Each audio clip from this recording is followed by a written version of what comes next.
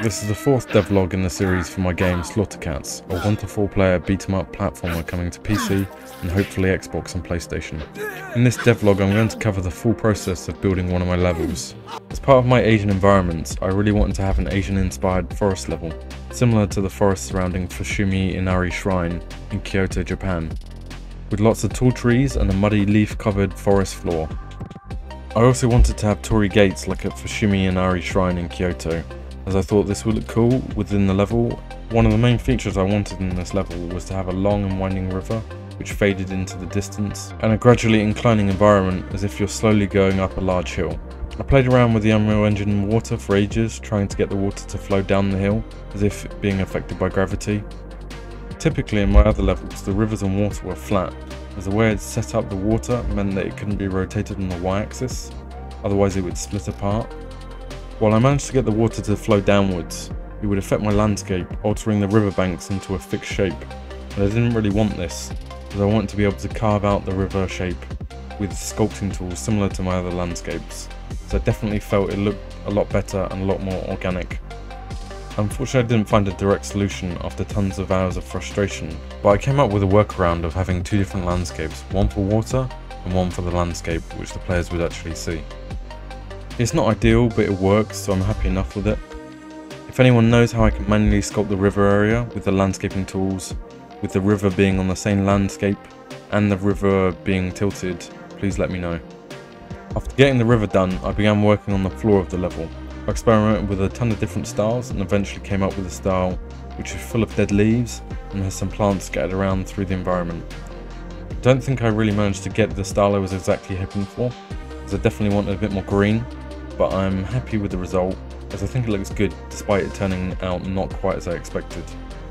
As with all the stuff in the game, I'll probably come back at a later point and adjust it further and maybe get it closer to my initial vision.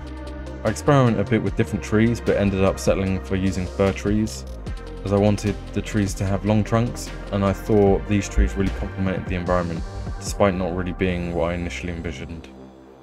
Once I had the main components of the level set up, I went about adding in some further details like rocks and twigs using the Procedural Generation system, adding larger rocks to the slopes to give a rocky hill look to a lot of the hills in the background, just to make them look a bit more interesting and give a bit more variety to the level. Once I had the main background environment set up on my level, I went about adding in all the fighting areas and platforming areas to the level.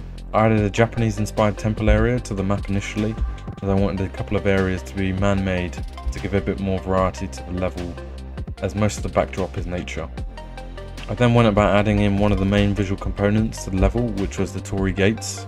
I wanted to have many of them in a row, similar to the Fushimi Inari Shrine, but obviously I couldn't have them so close to each other as they are in real life, as it's a side-scrolling view, so they would block the camera and make it difficult to see properly. So I spaced them far enough apart to provide the player enough room to see what's going on. While adding in all the Torii Gates to the level, I thought they'd also make a cool platforming obstacle, and thought I'd add them as a slight puzzle, as the way is initially blocked, then the player has to figure out they have to climb up on top of them to get to the next area. I then went about adding in a second Asian inspired building area, which would act mainly as a fighting area and provide a bit more variety to the level. I then wanted to have a final boss area which would look out over the landscape, so I cleared away the trees and went about adding in some toppled over buildings and debris to make the area a bit more interesting. I then went back to the river section and started adding rocks in the water so as to allow the players to cross over the water, as I figured this made the most sense, as I'd already added a ton of rocks in this section so it fit with the aesthetic. I went back to earlier in the level and added in a couple more basic platforming areas, adding in some fallen trees and rocks for the players to navigate. I decided going forward I was going to try and make the platforming somewhat simpler, as clearly some people were struggling a bit with the platforming, as the side view with the 3D environment can make it difficult to judge depth. Initially I did want to have really challenging platforming like Crash Bandicoot,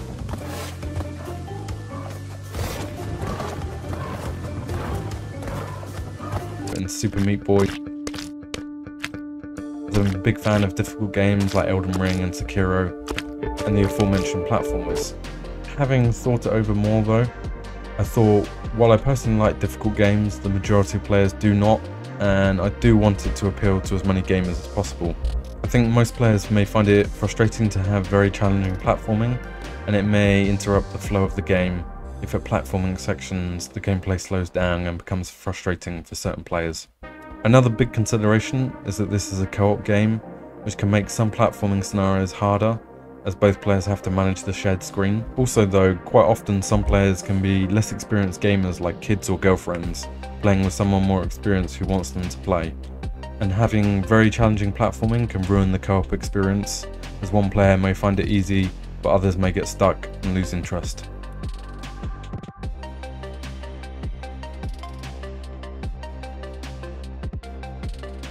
I'd wanted to add in jumping boosts for a while, which would make you jump much higher than usual if you jump on them, similar to the springs in Sonic, and a very common concept in platforming games. I decided to use mushrooms, as I thought they fit well with the natural setting of my game, and I could add a slight bounce effect when they're bounced on. I added some to a platforming section, whereby you'd have to use them to get across a couple of large gaps. I think they worked out okay, and it meant I had another platforming feature I could use in my levels. I was aware though that the distance between players in co-op may be a slight issue when using these, so I'll have to test with this a bit more in the future and possibly adjust some camera settings slightly. I went about finishing the final platforming section, adding in some towers where the players would have to gradually climb up between the two towers. Once I completed that, I went about adding in enemy spawn areas, placing them throughout the level, defining the enemy types and the amount that I want to spawn using a spawn blueprint actor I developed. I have to spend a lot of time testing and refining the enemy spawn locations, enemy types and enemy amounts, and this will be updated many times through development as I further update my enemies and balance the game. I also set up the trigger boxes, which would trigger the enemies to spawn randomly within the area I'd defined as part of the spawn actor.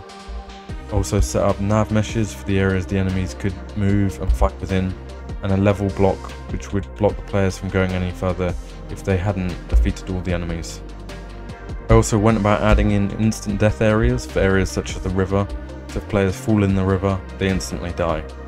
And I added in checkpoints as well around these instant death areas, so when players die in these areas they respawn at checkpoint locations to avoid respawning in the instant death area again by accident. I then finally added in viewpoint change triggers for the larger platforming areas, so the view will change when players hit the trigger boxes, adding them in before the platforming area where the view expands, and after the platforming area where the view returns to default. As with all my levels, I'll almost certainly come back and edit this level in the future as my skills improve and during testing when I notice things that I think can be improved upon. I still have to create the boss for this level, but I will come back to that in the future. But the level is mostly done at this point. I also added in a continue system, which I've been planning on doing for a while. Still needs a fair bit of work to be ready for release, but it fundamentally works. Much like many other beat 'em ups, I didn't want to have players out of the game if they lose all their lives. I plan on adjusting the continues allowed based on the difficulty chosen, but also giving players the additional option to select the amount of continues they have per level or per game if they want, but maybe restricting this at higher difficulties. Thanks for watching. If you like what you see, please subscribe to the channel, and you can also wishlist the game on Steam if you're interested. The link is in the description.